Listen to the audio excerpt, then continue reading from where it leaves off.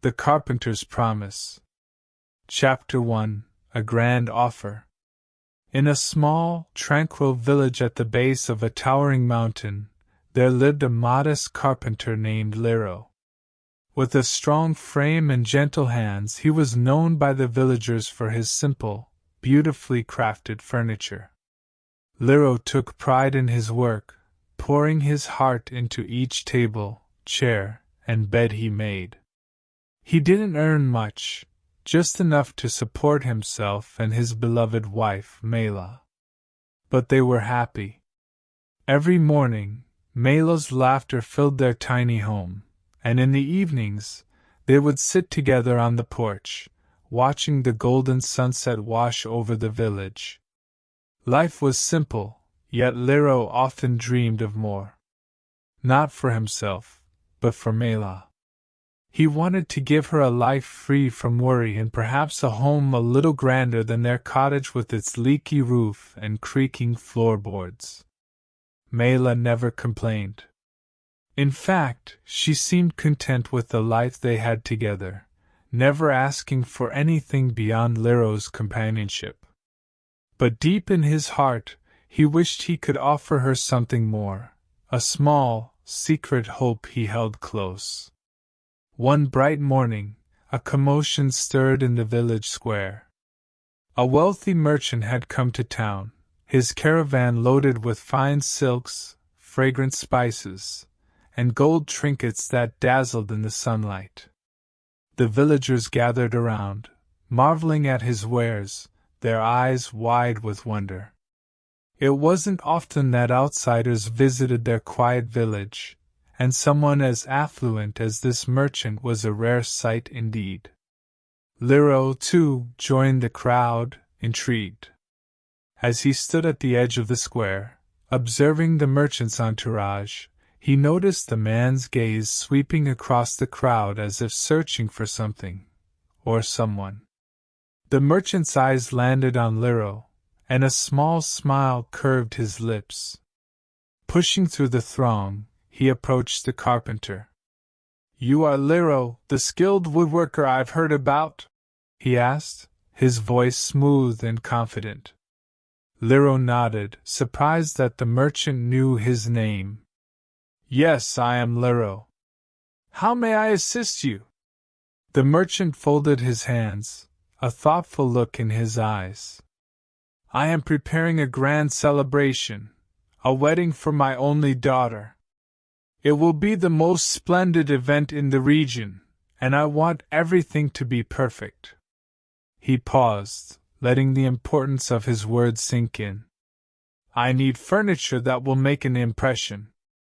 Chairs, tables, and a bed that speaks of elegance and strength. I have seen your work, and I believe you're the man for the job." Lero's heart skipped a beat. Such an offer could change everything. The payment for such a task could provide him and Mela with comforts they had only dreamed of, a new roof, perhaps, or even a small orchard where Mela could plant her favorite flowers. Before he could speak, the merchant continued, his tone both tempting and severe. "But there is one condition.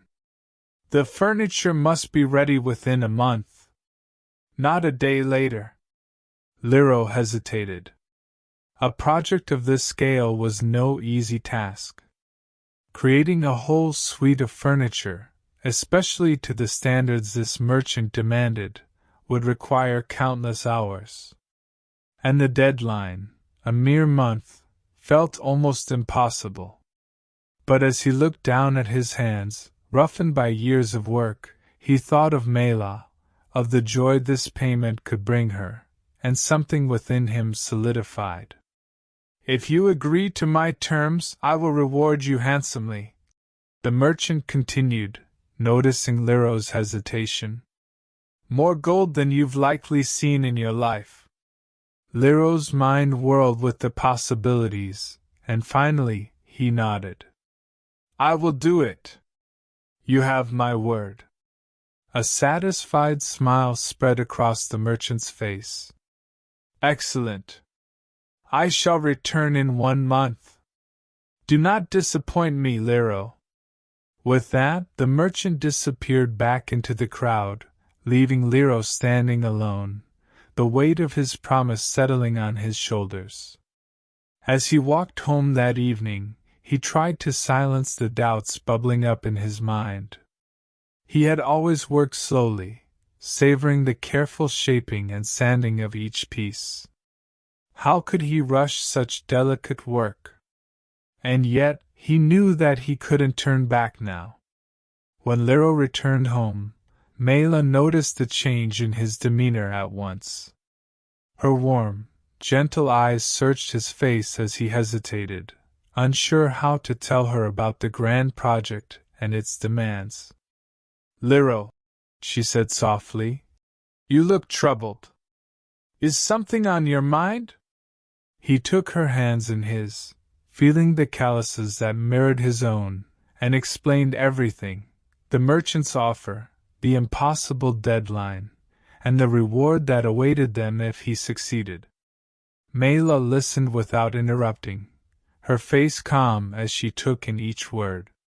Finally she spoke, her voice full of warmth and understanding. "This is a great opportunity, Lero. I know it will be challenging, but I believe in you. And no matter what, we have each other. That's all I need." Her words lifted a burden from his heart, filling him with renewed determination. For Mela, he would do it. He would work day and night if he had to.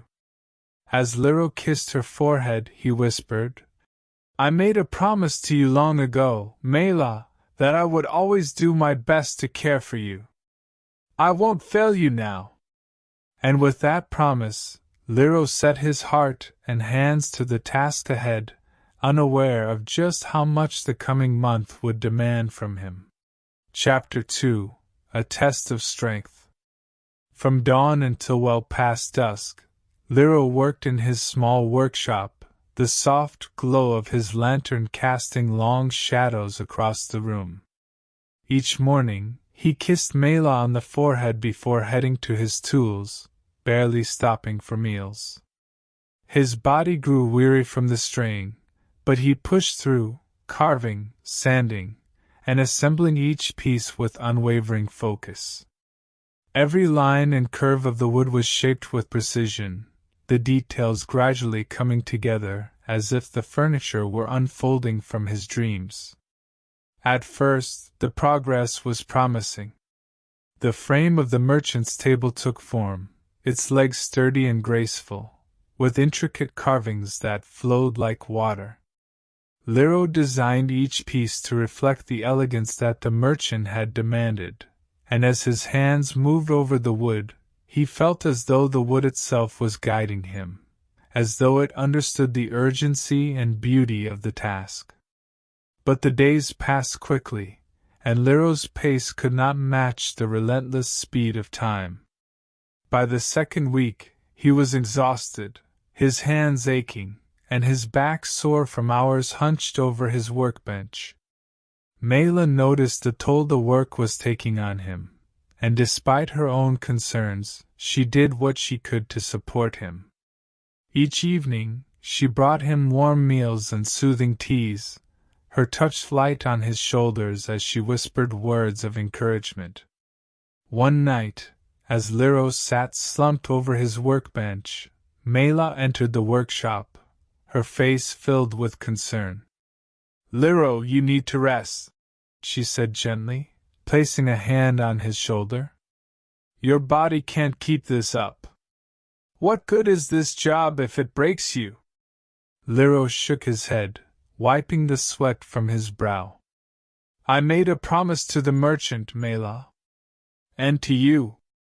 I want you to have a life with comfort, without worry." He looked down at his hands, the knuckles swollen and calloused. "If I fail, what have I worked for?" Mela took his hands in hers, brushing her fingers over the rough skin, feeling the depth of his dedication. "Lero, you don't have to prove anything to me. I'm happy with what we have. I want you whole and healthy, not broken by a deadline. He pulled her close, his heart filled with love and gratitude, but he couldn't shake the pressure weighing on him.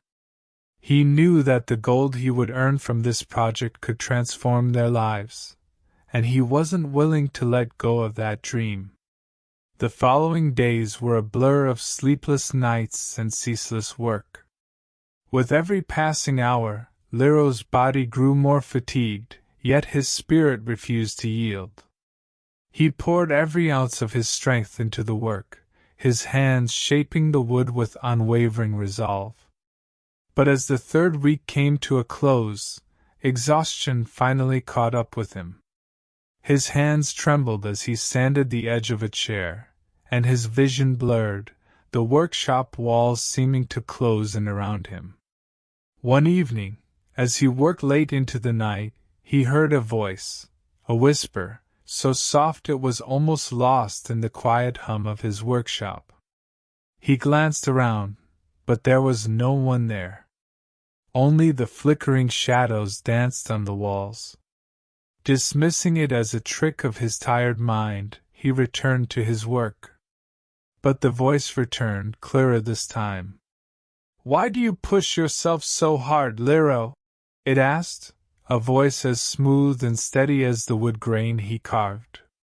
"What do you hope to gain?" Lero froze, his chisel hovering above the wood. He looked around, his eyes scanning the shadows, but saw no one. Who's there?" There was silence for a moment, and then the voice spoke again. "You seek wealth for your love, yet you risk the very life that she cherishes. Why, Lero?" The words struck him deep, and he closed his eyes, feeling the weight of them settle in his chest. I want to give her a life free of hardship. To show her my love with more than just words." A soft chuckle echoed through the room, gentle and understanding. "And yet she is content with the life you have built together. Your love cannot be measured by gold or grandeur. True wealth is found in the happiness you share." Lero felt a strange warmth fill the room, as if the voice were surrounding him, comforting him. The exhaustion that had weighed him down seemed to lift, and in its place, he felt an unexpected peace. For the first time since beginning the project, he allowed himself to relax, to breathe. When he opened his eyes, the voice was gone, and the room was silent once more. But the words lingered, echoing in his mind like a melody. He thought of Mela, of her quiet contentment, her laughter, her gentle touch. Had he been so consumed by his own ambitions that he had overlooked the simple joy of their life together? The days that followed were marked by a change in Lero's spirit. He continued his work, but this time, he allowed himself to rest, to savor each moment he spent crafting the pieces. He didn't rush, but worked steadily, his heart no longer burdened by the weight of the deadline. Instead of focusing on the gold, he thought of the love that had guided his hands all along. As the month drew to a close, Lero finally finished the last piece, a grand chair, its frame strong and elegant, with carvings that seemed to tell a story of resilience and grace. He looked over his work, a deep sense of satisfaction filling him. He had given his best, and for the first time, he felt at peace with whatever the outcome might be. On the eve of the merchant's return, Lero returned home to Mela, feeling a profound gratitude for the life they had built. She met him at the door, her eyes bright with pride as she took in the calmness that radiated from him. "You've worked hard, Lero," she whispered, her voice filled with love. "No matter what happens tomorrow, know that I am proud of you." He pulled her into his arms, holding her close, the warmth of her embrace grounding him. "Thank you, Mela. Whatever comes, I have all I need right here." And with that, he fell into the deepest, most peaceful sleep he had had in weeks, ready to face whatever fate awaited him with a heart full of love and contentment. Chapter 3: The Judgment and the Gift. Morning arrived with a sharp chill in the air, a reminder of autumn's quick approach. Lero walked to his workshop where the merchant would meet him, his heart steady and calm. The pieces he had crafted over the past month stood in proud formation around the room, the grand table with flowing carvings, the elegant chairs, the strong, intricate cabinets. Each piece bore the mark of his care and dedication, and Lero felt a quiet pride in his work, whatever the outcome. The door creaked open, and the merchant stepped inside, his face a mask of stern concentration. His eyes roamed over the furniture, lingering on each piece. He walked slowly, running his fingers along the edges, examining the delicate carvings, the polished surfaces, and the craftsmanship that Lero had poured his heart into. The silence stretched on, each minute feeling like an hour. Lero waited, hands clasped in front of him, resisting the urge to speak. He wanted his work to speak for itself. At last, the merchant turned to face him, a look of approval in his sharp gaze. "You have surpassed my expectations, Lero," he said, his voice carrying a hint of admiration. "This is no ordinary furniture. You've infused something rare into each piece, so, perhaps, your work has a life of its own." Relief washed over Lero, but he remained composed. "Thank you, sir. I only hope to give my best." The merchant studied him, his calculating eyes softening. "I see that in you, young man. There is a rare dedication in your craft. I can see now that this is more than just a job to you." He reached into his coat pocket, drawing out a heavy pouch filled with gold coins. "Here is the payment as promised, and a bit more for your exceptional work." Lero accepted the pouch, the weight of the gold resting in his hands like a promise fulfilled. He bowed respectfully, expressing his gratitude, but the merchant held up a hand, a glint of intrigue in his gaze. "Tell me, Lero, what do you plan to do with this gold?" the merchant asked, his eyes sharp, as if probing for something beyond Lero's words. Lero looked down at the gold in his hands, his mind racing through all the dreams he had held close over the past month. He glanced up at the merchant, gathering his thoughts before speaking. "I wanted to give my wife, Mela, a life of comfort free from hardship. This gold will allow us to live a little easier, perhaps start a family without fear of want." The merchant nodded, his expression thoughtful. "Noble intentions. But let me offer you a choice, a test if you will. Keep the gold as agreed, or return it to me, and I will grant you something beyond wealth. I will teach you the art of the masters, techniques that few know, skills that will make you the most sought-after craftsman in the land." The offer stunned Lero. Wealth, which had once seemed the ultimate goal, now seemed to shift in his mind. To learn from a master, to gain skills that could serve him for life, to create not only for profit but as a legacy, this was a gift he had never dared to imagine. Yet he thought of Mela, the comfort and stability he had longed to give her, the life he had promised. "Sir, your offer is more than generous, and I would be honored," Lero said, weighing his words carefully. "But I cannot give up this gold.